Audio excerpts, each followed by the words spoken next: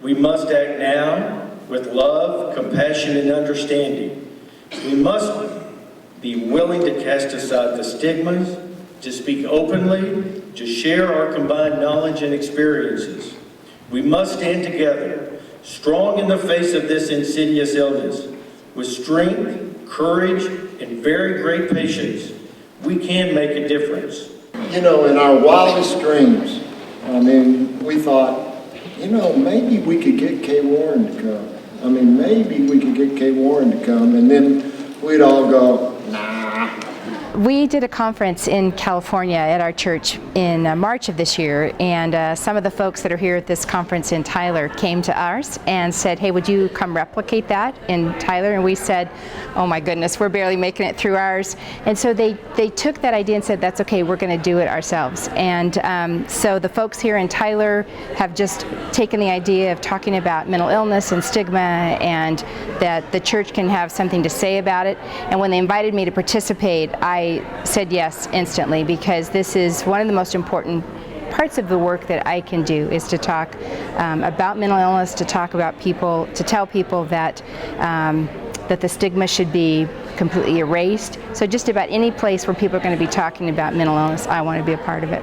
This is just the beginning, and it's wonderful. We have probably anywhere from 600 to 700 people here, and this is wonderful.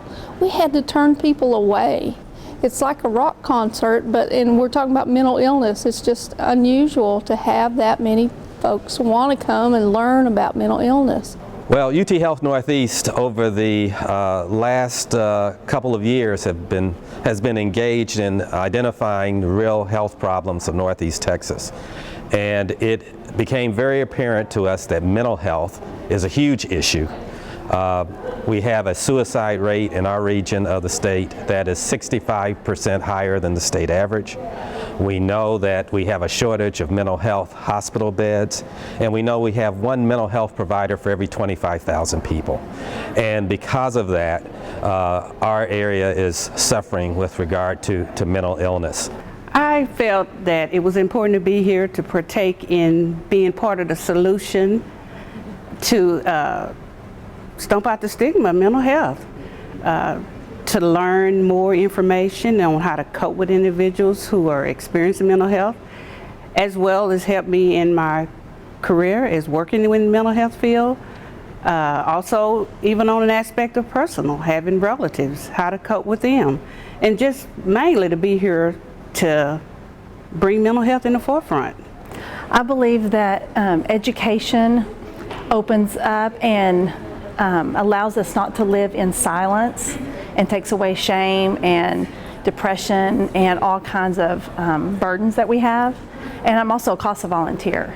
And so just to know a lot of the opportunities that we have here in Tyler, so that helps me to educate my CASA kids. The church has such a role in legitimizing people, and when the church kind of says you're okay, you're okay. And so for the church as a whole to say to people who are struggling with a mental illness, there's no reason for shame, there's no reason for embarrassment, there's nothing that you've done wrong, and you're welcome here. It's a very powerful message that the church can convey. Almost 17 months ago, the unthinkable, the worst nightmare of any parent happened in our family. Our youngest son, Matthew, took his life after more than 2 decades of suffering torment and torture and agony with mental illness.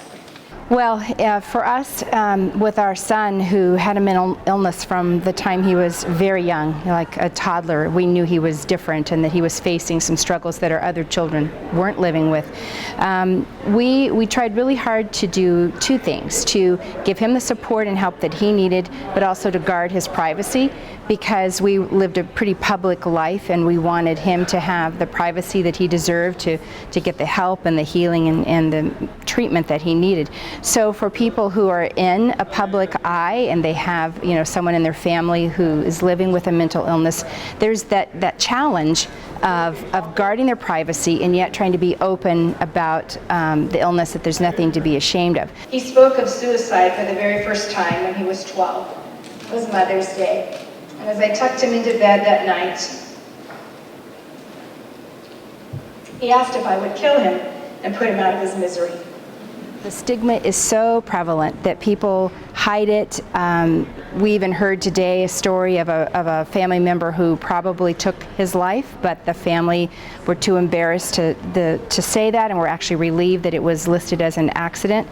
Well, secrets make life difficult, and if you are keeping it a secret that you have a mental illness, it's hard enough to live with a mental illness. If you have to pretend like you don't or keep it hidden from people, it just makes it that much more stressful, makes it more stressful for families, makes it more stressful for the individual.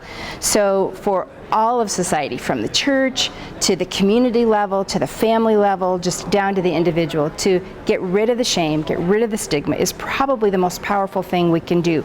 Once you can talk openly about anything that's going on in your life, it's easier to get help. It's easier to get healthy in community. It's easier to get healthy when you're part of a community, when you're part of a church.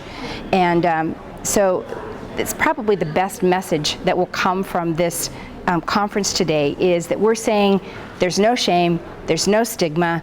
Anybody who has a mental illness is welcome in the community, is welcome in church, it's welcome in the faith community. We belong together.